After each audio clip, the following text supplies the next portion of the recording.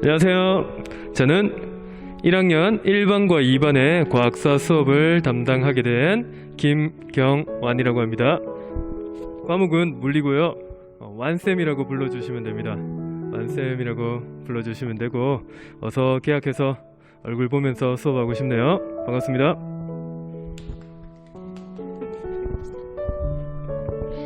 안녕하십니까. 물리 담당 이규범입니다. 1학년 3반부터 7반까지 과학사를 맡고 있고요. 잘 부탁드립니다. 과제가 좀 어려울 수 있는데 선생님의 마음이라고 생각해 주세요. 네, 이상입니다. 네, 안녕하세요. 1학년 8반, 9반 맡은 강상이고요. 그 다음에 담당 과목은 생물입니다. 여러분을 그 영상으로 보게 돼가지고 우선 아쉬운데 하루빨리 계약해가지고 얼굴 뵙길 바라고, 그 다음에 선생님? 자, 우리 과학사 수업 영상은 우선 첫 번째 주제에 관련된 짤막한 영상과 그리고 교과서 내용 정리 및 과제로 이루어져 있습니다. 부담 없이 시청하시되 중간고사에 이 내용들이 나올 수도 있다는 점 인지하시고 준비에 차질이 없도록 부탁드려요. 자, 그럼 우리 과학사 수업 함께 시작해 보겠습니다. 시작.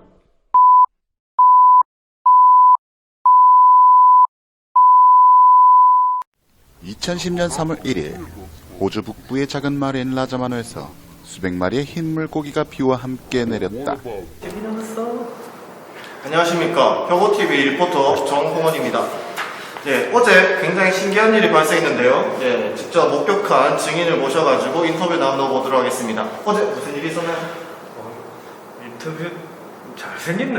아유, 어제 우산 쓰고 집에 가고 있는데 갑자기 하늘에서 물고기하고 개구리떼가 막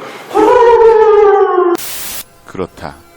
당시 현장을 목격한 주민들의 증언에 따르면 이 물고기들은 폭풍우와 함께 하늘에서 떨어졌으며 이 중 상당수가 죽지 않은 채 바닥에서 벌떡였다고 한다.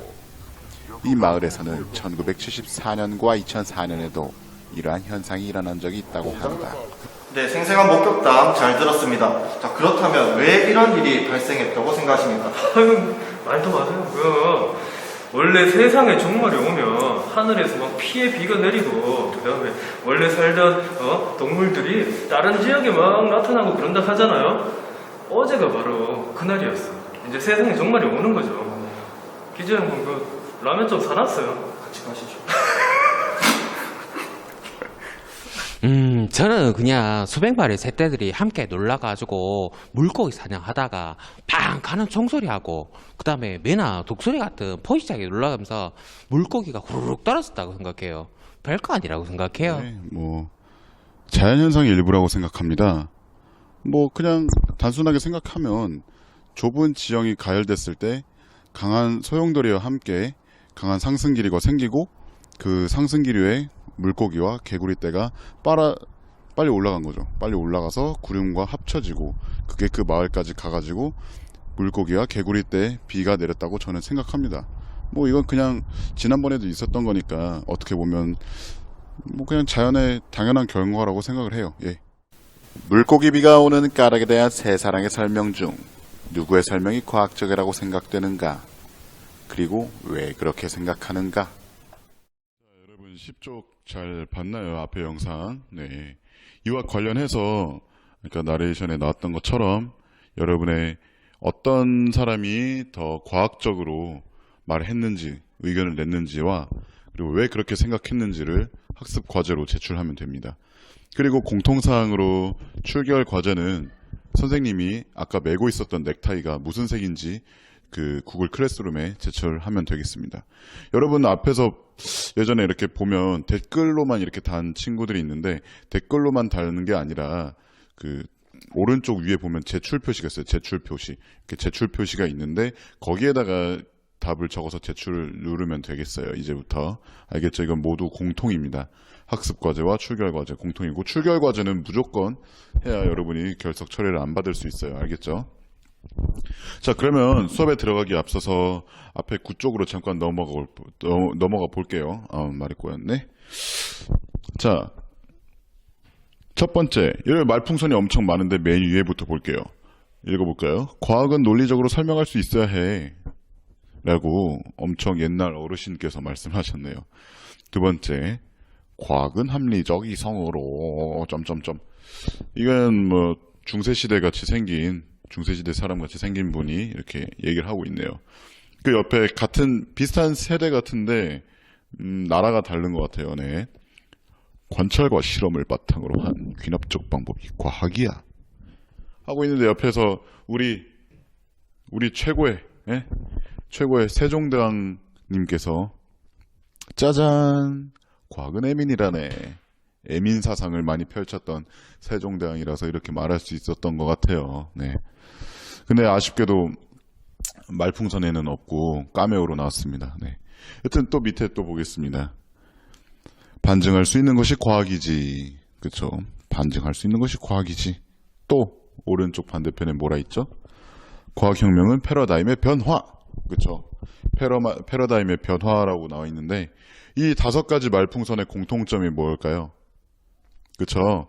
책 가운데 아래 있는 것처럼 여러분 같은 학생인가 봐요. 과학이 도대체 뭐지? 이러고 있어요.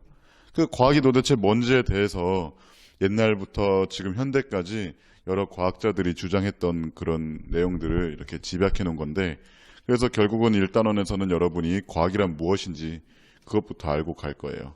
자, 그러면은 다음 쪽 11쪽으로 한번 넘어가 보도록 하겠습니다. 자, 그러면 11쪽을 한번 보도록 하겠습니다. 네, 11쪽 뭐라 나와 있죠? 자연을 바라보는 눈. 그쵸? 눈이죠, 눈.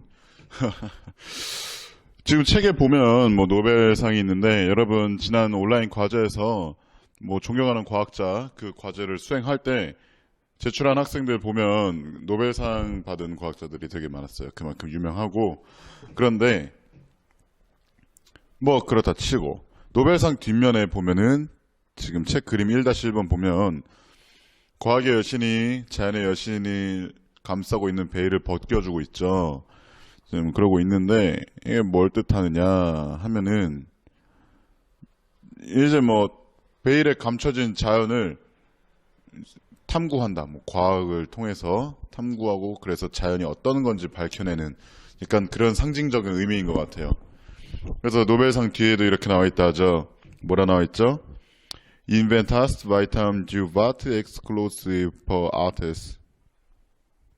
저도 뭐 그냥 해봤는데 하여튼 뭐 기회의 발견에 의해 삶을 풍요롭게 하는 일은 유익한 일이다. 이렇게 나와 있네요.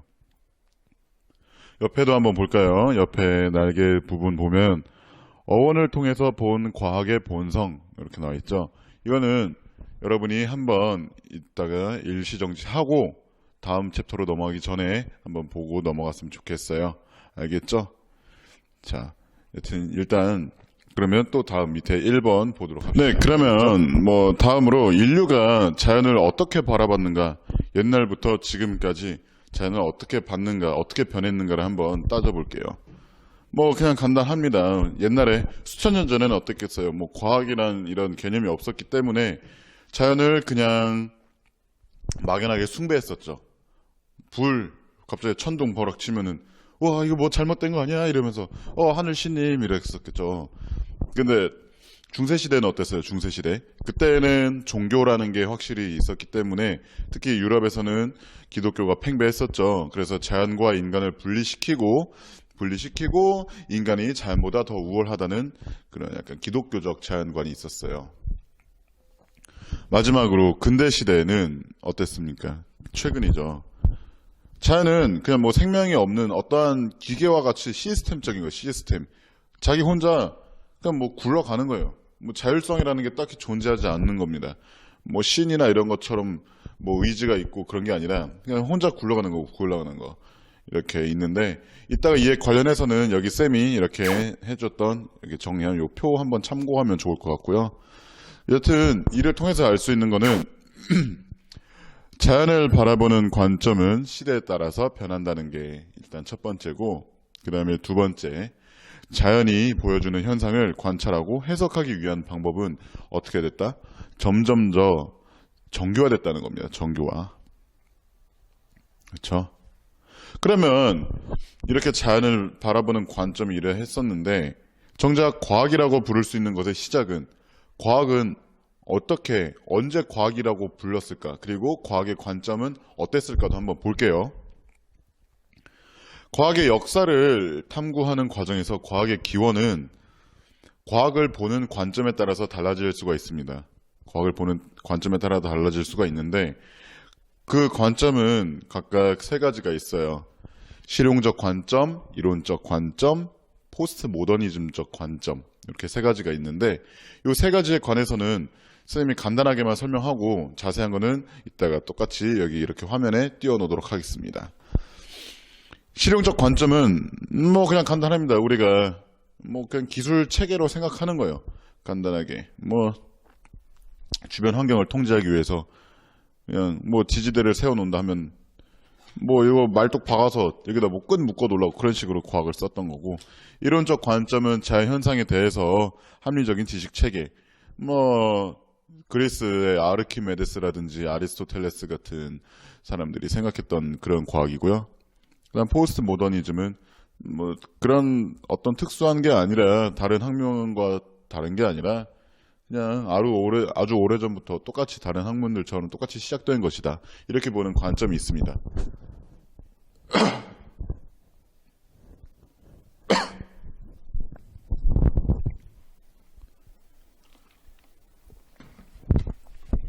따라서 과학의 역사를 알기 위해서는 과학이란 무엇인가라는 의문을 먼저 해결할 수밖에 없어요. 해결할 수밖에 없는데 과학사 역시 역사의 한 갈래고 뭐 일반 과학이나 수학처럼 딱 답이 정해져 있고 절대적이고 표준적인 이런 게 아니기 때문에 여러분들이 그냥 인문학적 소양을 가지고 그냥 다양한 견해를 내세우고 다양한 관점에서 바라보면서 배우면 좋을 것 같아요.